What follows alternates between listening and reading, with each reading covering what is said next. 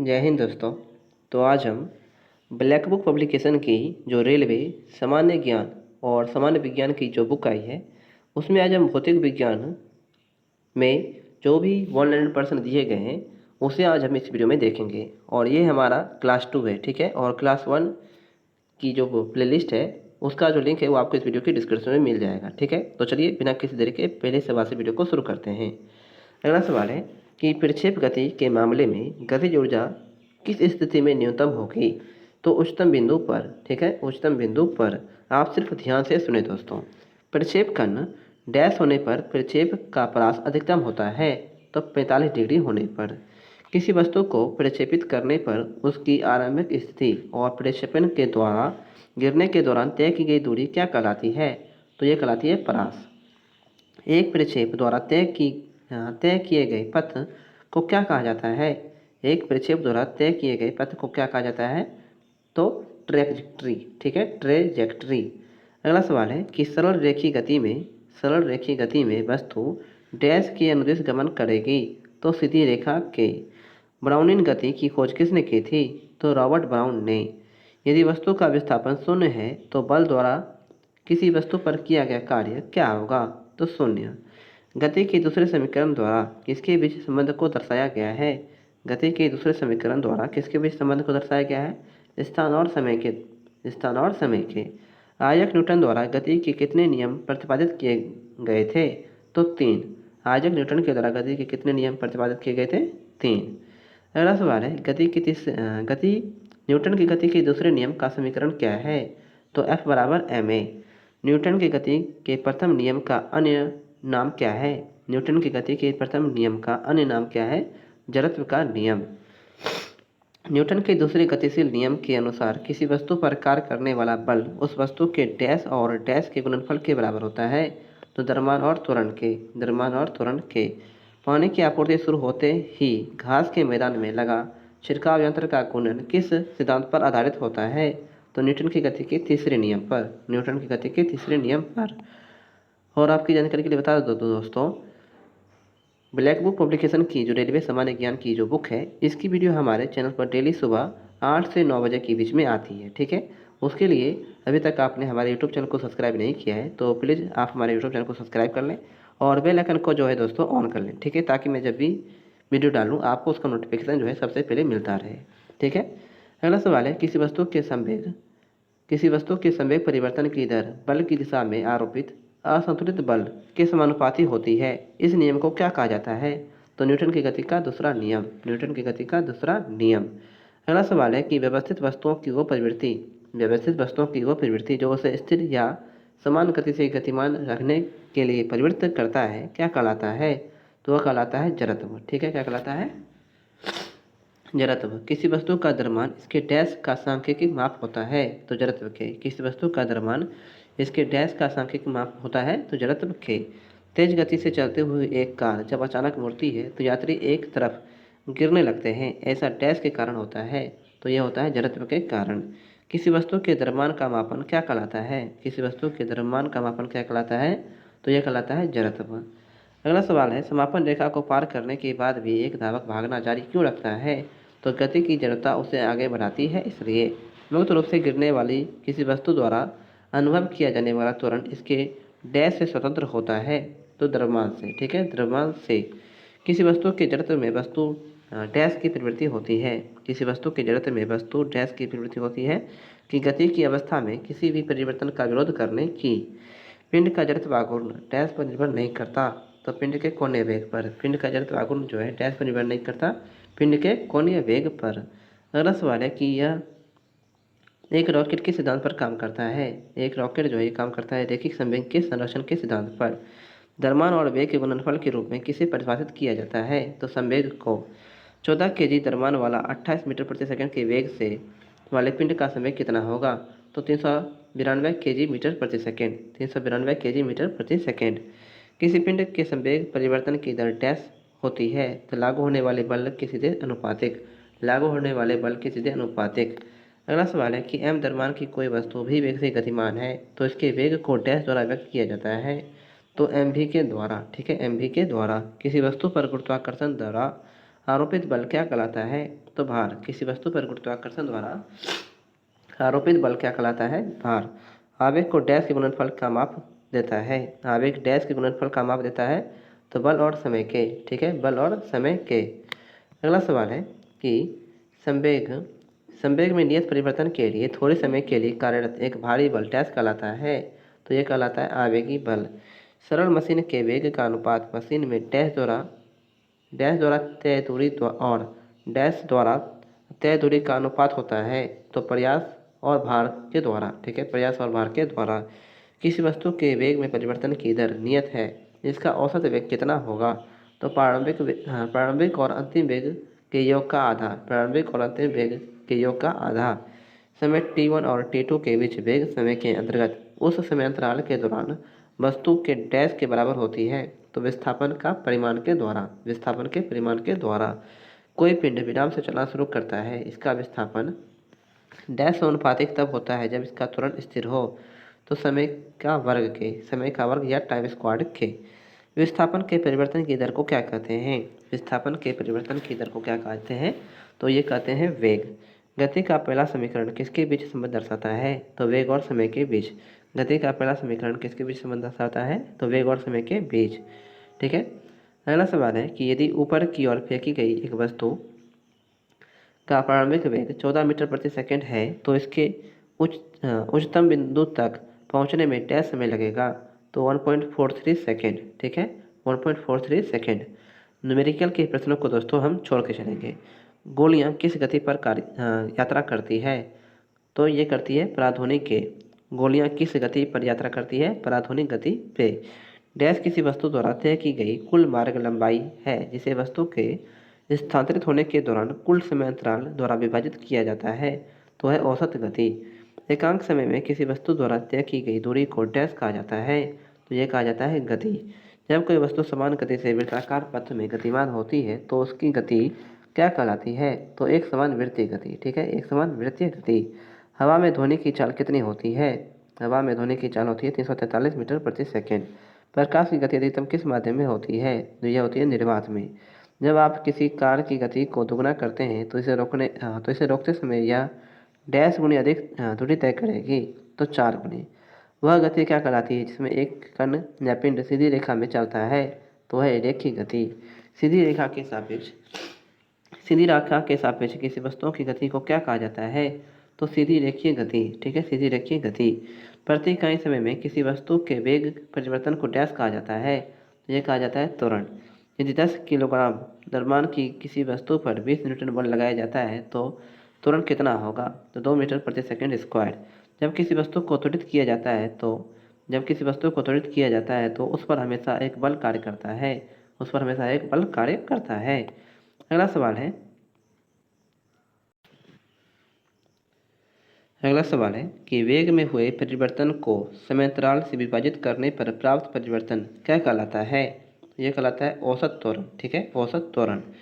कोई वस्तु नियत त्वरण के साथ विराम से चलना शुरू करती है, इसका वेग कितना होगा? तो सीधे समय के लिए समानुपातिक। 2 सेकंड तक त्वरणशील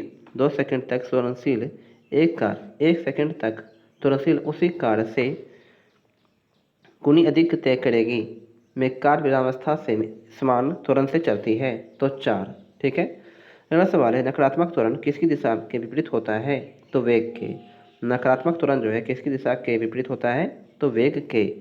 अगला सवाल है कि त्वरण ज्ञात करने का सूत्र क्या है? तो वेग बटा समय। कोई लोड पाने के लिए लगाए जाने वाले बल को डैश कहा जाता है? तो प्रयत्न। निम्नलिखित में से कौन सी प्रकृति में कभी अकेले नहीं होता है? तो है बल। कौन सी भौतिक इकाई एक वस्तु की स्थिर या एक समान गतिशील स्थिति को बदलती है या बदलने का प्रयास करती है? तो है बल। ठीक है, बल। अगला सवाल है कि बल के समीकरण में F किसके बराबर होती है? ma के बराबर। अधिक डैश वाली वस्तु का जड़त्व अधिक होता है, तो अधिक द्रव्यमान वाली वस्तु का जड़त्व जो है अधिक होती है। किसी वस्तु का भार इसकी डैश के अनुकरणुपाती होती है, तो द्रव्यमान के। एक वस्तु पर बल लगने के बावजूद भी किया गया कार्य शून्य होगा यदि उसका विस्थापन डैश हो, तो शून्य हो। ठीक है। अगला सवाल है कि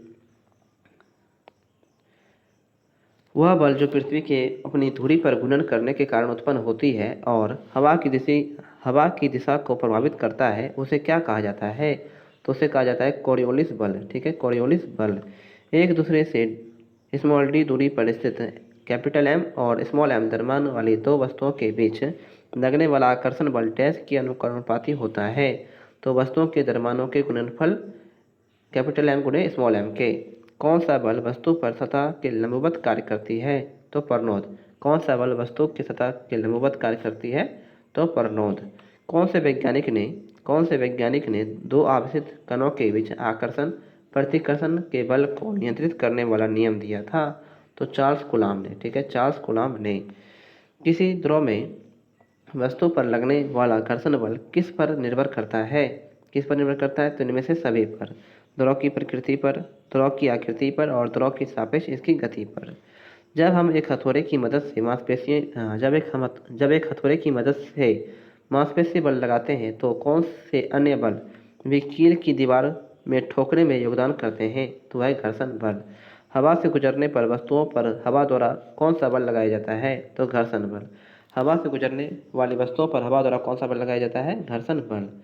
अगला सवाल है, किसी बल के कारण चंद्रमा पृथ्वी के चारों ओर अपनी वृत्ताकार कक्षा में घूमती है? तो है अभिकेंद्रीय बल। चंद्रमा को अपनी कक्षा में बनाए रखने के लिए आवश्यक अभिकेंद्रीय बल किस बल द्वारा किया जाता है? चंद्रमा को अपनी कक्षा में बनाए रखने के लिए आवश्यक अभिकेंद्रीय बल किस बल द्वारा प्रदान किया जाता है? तो पृथ्वी के गुरुत्वाकर्षण के द्वारा। पृथ्वी के गुरुत्वाकर्षण बल के द्वारा। किसी वस्तु को केंद्र से बाहर की ओर झुकाने अथवा धकेलने के लिए कार्य करने वाला छंद बल डैश कहलाता है? तो अपकेंद्रीय बल। ठीक है, अपकेंद्रीय बल। एक ही पदार्थ की अणुओं के बीच लगने वाले आकर्षण बल को क्या कहा जाता है? तो यह कहा जाता है संसंजक बल। किसी सतह के इकाई क्षेत्रफल पर कार्य करने वाला बल क्या कहलाता है?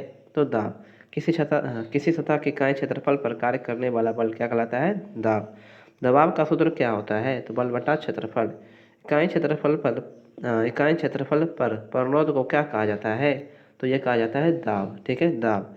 किसी पदार्थ में किसी भी बिंदु पर प्रतिबल को किस प्रकार परिभाषित किया जाता है? तो प्रतिरोध बल प्रति इकाई क्षेत्रफल द्वारा। प्रतिरोध बल प्रति इकाई क्षेत्रफल के द्वारा। संतृप्त जलवाष्प के चाप को डैश कहा जाता है? तो जलीय तनाव। तनाव ज्ञात करने का सूत्र डैश है? तो बल बटा क्षेत्रफल। जलीय दबाव द्वारा उत्पन्न विकृति को डैश कहा जाता है? तो आयतनमितीय विकृति। आयतनमितीय विकृति। हाइड्रोलिक तनाव और उससे संबंधित आयतनिक तनाव के अनुपात को क्या कहा जाता है? तो आयतन मापांक कहा जाता है। तरलों द्वारा लगाए गए घर्षण बल को यह भी कहा जाता है तो कर्षण। तरलों द्वारा लगाए गए घर्षण बल को यह भी कहा जाता है कर्षण। सापेक्ष गति में परस्पर क्रिया करने वाली दो सतहों के बीच कार्यरत घर्षण बल क्या है? तो गतिज घर्षण। ठीक है, गतिज घर्षण। संपर्क में आने वाली दो सतहों के बीच डैश की उपस्थिति घर्षण का कारण बनाती है? तो अनियमितताओं के। ठीक है, अनियमितताओं के। घर्षण बल किसी वस्तु की गति का डैश विरोध करती है? घर्षण बल किसी वस्तु की गति का जो है विरोध करती है। मैकेनिक साइकिल या मोटर के गतिशील हिस्सों के बीच ग्रीस क्यों लगाता है? तो घर्षण को कम करने के लिए स्नेहक के रूप में। क्या सतहों पर पॉलिश करने या स्नेहक की बहुत सी मात्रा का उपयोग करके घर्षण को पूरी तरह से समाप्त किया जा सकता है? तो घर्षण को पूरी तरह से समाप्त नहीं किया जा सकता क्योंकि कुछ अनियमितताएं बनी रहेगी। जो पदार्थ घर्षण कम करता है उसे क्या कहा जाता है? तो स्नेहक। जो पदार्थ घर्षण कम करते हैं उसे क्या कहा जाता है? स्नेहक। किसी मशीन के गतिशील पुर्जों में प्रयुक्त तीन प्रमुख स्नेहक कौन से हैं? तो तेल, ग्रीस और ग्रेफाइट। तेल, ग्रीस और ग्रेफाइट। मशीन के पुर्जों में स्नेहक का उपयोग करने की पर गति डैश हो जाती है? तो सुचारू। मशीन के पुर्जों में स्नेहक का उपयोग करने पर गति डैश हो जाती है? तो सुचारू। कुछ मशीनों में स्नेहक के रूप में तेल का उपयोग करना क्यों उचित नहीं है? तो कभी कभी मशीन के कुछ हिस्सों में तेल का रिसाव हो जाता है जिससे कार्यप्रणाली में अवांछनीय बाधा उत्पन्न होती है। अगला सवाल है कि स्नेहक द्वारा क्या कम किया जाता है? स्नेहक द्वारा क्या कम किया जाता है? तो सतहों की अनियमितताओं की इंटरलॉकिंग।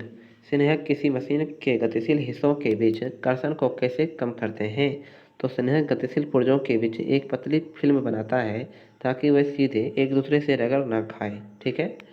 अगला सवाल है, घर्षण कम करने के लिए किसी मशीन के गतिशील भागों के बीच क्या रखा जाता है? तो यह रखा जाता है एयर कुशन। ठीक है, एयर कुशन। अगला सवाल है कि सीलिंग फैन और साइकिल के हब और धुरी के बीच घर्षण को कम करने के लिए किस मशीन पुर्जों का उपयोग किया जाता है? तो बॉल बेयरिंग का। ठीक है, बॉल बेयरिंग का। कौन सा बल किसी गति के विपरीत दिशा में कार्य करती है, जो भूमि की सतह और वस्तुओं की गति का विरोध करने वाली वस्तुओं के बीच लगता है? तो घर्षण बल। स्क्रू बॉल बेयरिंग और जूते के तले में घर्षण को क्या प्रभाव होता है? स्क्रू बॉल बेयरिंग और जूते के तलों में घर्षण का क्या प्रभाव होता है? घर्षण इन सामग्रियों को घिसता है और उन्हें क्षति पहुंचाता है। ठीक है, अगला सवाल है, निम्नलिखित में से कौन सी घटना घर्षण के बिना होना मुश्किल है? तो यह है एक गिलास को पकड़ना। एक गिलास को पकड़ना जो है ये घर्षण के बिना होना मुश्किल है। अगला सवाल है कि कारों के ब्रेकिंग पैड में डैश के गुण का उपयोग किया जाता है। कारों के ब्रेकिंग पैड में डैश के गुण का उपयोग किया जाता है तो घर्षण के सकारात्मक प्रभाव का। घर्षण के सकारात्मक प्रभाव का। शुष्क घर्षण के नियमों के संबंध में इनमें से कौन सा कथन गलत है? शुष्क घर्षण के नियमों के संबंध में इनमें से कौन सा कथन गलत है? तो घर्षण बल दोनों सतहों के बीच संपर्क क्षेत्रफल पर निर्भर करता है। ये कथन यहाँ पे बिल्कुल गलत है। ठीक है, अगला सवाल है कि जब साइकिल में ब्रेक लगाया जाता है तो ब्रेक पैड पहिए को स्पर्श करता है, कौन पहिए की गति को रोकेगा? तो पैड और रिम के बीच का घर्षण। पैड और रिम के बीच का घर्षण। यदि कोई वस्तु गति करना शुरू करती है और यदि बिल्कुल भी घर्षण ना हो तो क्या होता है? तो वस्तु कभी नहीं रुक सकती है। कारों, ट्रकों और बुलडोजरों के टायर में ट्रेड क्यों बनाए जाते हैं? तो घर्षण को बढ़ाने और सड़क पर बेहतर पकड़ प्रदान करने के लिए। जिम्नास्ट अपने हाथों पर कुछ खुरदरे पदार्थ क्यों लगाते हैं? जिम्नास्ट अपने हाथों पर कुछ खुरदरे पदार्थ क्यों लगाते हैं? तो बेहतर पकड़ प्राप्त करने हेतु घर्षण को बढ़ाने के लिए। अगला सवाल है कि सतह पर पॉलिश किस उद्देश्य से की जाती है? सतह पर पॉलिश जो है किस उद्देश्य से की जाती है? तो अनियमितताओं को कम करने और इसे सुचारू बनाने के लिए। घर्षण बल के बिना निम्नलिखित में से कौन सा कार्य कठिन है? तो गीले संगमरमर के फर्श पर चलना। गीले संगमरमर के फर्श पर चलना। अगला सवाल है, किसी वस्तु को किसी सतह पर समान गति से फिसलते रहने के लिए किस बल की आवश्यकता होती है? तो सर्पी घर्षण की। स्लाइडिंग घर्षण स्थितिक घर्षण से डैश होती है तो छोटा। जब हम केले के छिलके पर पैर रखते हैं तो हम गिर क्यों जाते हैं? तो केले का छिलका चिकना होता है और इस पर घर्षण बहुत कम होती है, इसलिए हम खड़े होने के लिए आवश्यक पकड़ नहीं मिलती है। लगेज में रोलर क्यों लगाए जाते हैं? लगेज में रोलर क्यों लगाए जाते हैं? तो पहिए घर्षण को कम कर देते हैं और रोलिंग गति को सुचारू एवं आसान बनाती है, इसलिए। अगला सवाल है, दो सतहों की अनियमितताओं को क्या कहा जाता है? दो सतहों की अनियमितताओं को क्या होता है जो स्थितिक घर्षण के कारण बनती है? तो वह इंटरलॉकिंग। स्थितिक घर्षण और सर्पी घर्षण की तुलना करें। स्थितिक घर्षण और सर्पी घर्षण की तुलना करें तो सर्पी घर्षण स्थितिक घर्षण से थोड़ा कम होती है। सर्पी घर्षण जो है स्थितिक घर्षण से थोड़ा कम होती है। ठीक है, अगला सवाल है, किसी वस्तु को तुरंत विरामावस्था से चलना शुरू करने के लिए घर्षण से निपटने के लिए आवश्यक बल को क्या कहा जाता है? तो ये कहा जाता है स्थितिक घर्षण। स्थितिक घर्षण। साइकिल और ऑटोमोबाइल की ब्रेक प्रणाली में ब्रेक पैड का उपयोग किस लिए किया जाता है? तो घर्षण को बढ़ाने के लिए। घर्षण को बढ़ाने के लिए। किस में घर्षण बल न्यूनतम होती है? तो रोलिंग में। किस में घर्षण बल न्यूनतम होती है? रोलिंग में। जब कोई पिंड दूसरे पिंड की सतह पर लुढ़कता है तो इसकी गति का विरोध करने वाले बल को क्या कहा जाता है? तो यह कहा जाता है लोटनिक घर्षण। ठीक है, लोटनिक घर्षण। रोलिंग घर्षण एवं सर्पी घर्षण की तुलना कीजिए। रोलिंग घर्षण और सर्पी घर्षण की तुलना कीजिए। तो लोटनिक घर्षण सर्पी घर्षण से कम होती है। कौन सा नियम कहता है कि रासायनिक अभिक्रिया में द्रव्यमान को ना तो उत्पन्न किया जा सकता है और ना ही नष्ट किया जा सकता है? तो द्रव्यमान संरक्षण का नियम। द्रव्यमान संरक्षण का नियम। अब जब आप किसी वस्तु को पानी में डुबाते हैं तो उस वस्तु पर कौन सा बल लगता है? तो ये लगता है उत्प्लावन बल। ठीक है, उत्प्लावन बल। अगला सवाल है कि एक कमांडदारी तुला में जब कोई बल लगाया जाता है तो कौन सा हिस्सा खींचता है? तो कुंडलित स्प्रिंग। ठीक है, कुंडलित स्प्रिंग। बल युग्म के किसी एक बल और बल युग्म की भुजा के गुणनफल को क्या कहा जाता है? तो बल युग्म का आघूर्ण। बल युग्म का आघूर्ण। वे बल जो एक बिंदु पर मिलते हैं और उनकी क्रिया रेखाएं विभिन्न तलों में होती है वह डैश कहलाती है। तो गैर समतलीय समवर्ती बल। गैर समतलीय समवर्ती बल। किसी पिंड पर कार्यरत बल के प्रभाव का निर्धारण करने के लिए हमें डैश ज्ञात होना चाहिए। विकल्पों में से सभी। बल की क्रिया रेखा, बल का परिमाण और बल की प्रकृति, यानी कि बल धक्का है या खिंचाव, ये सभी हमें मालूम होने चाहिए। अगला सवाल है, किसी वर्ग के उत्तोलक में आलम्ब, आयास और भार के बीच स्थित होता है? तो वर्ग 1 में। जूते के तलवों में खांचे क्यों बनाए जाते हैं? जूते के तलवों में जो है खांचे क्यों बनाए जाते हैं? तो घर्षण को बढ़ाने और बेहतर पकड़ प्रदान करने के लिए। घर्षण को बढ़ाने और बेहतर पकड़ प्रदान करने के लिए। तो आज की वीडियो जो है दोस्तों हम यही समाप्त करते हैं, ठीक है। और ये वीडियो अगर आपको हेल्पफुल लगी हो तो ऐसी और वीडियोस के लिए आप हमारे यूट्यूब चैनल को सब्सक्राइब जरूर करें और इस वीडियो को अपने दोस्तों में ज़्यादा से ज़्यादा शेयर करें। कल हम भौतिक विज्ञान के अध्याय 3 कार्य, ऊर्जा और शक्ति को देखेंगे, ठीक है। तो मिलते हैं अगले दिन ठीक सुबह के 9 बजे। तब तक के लिए जय हिंद, जय भारत।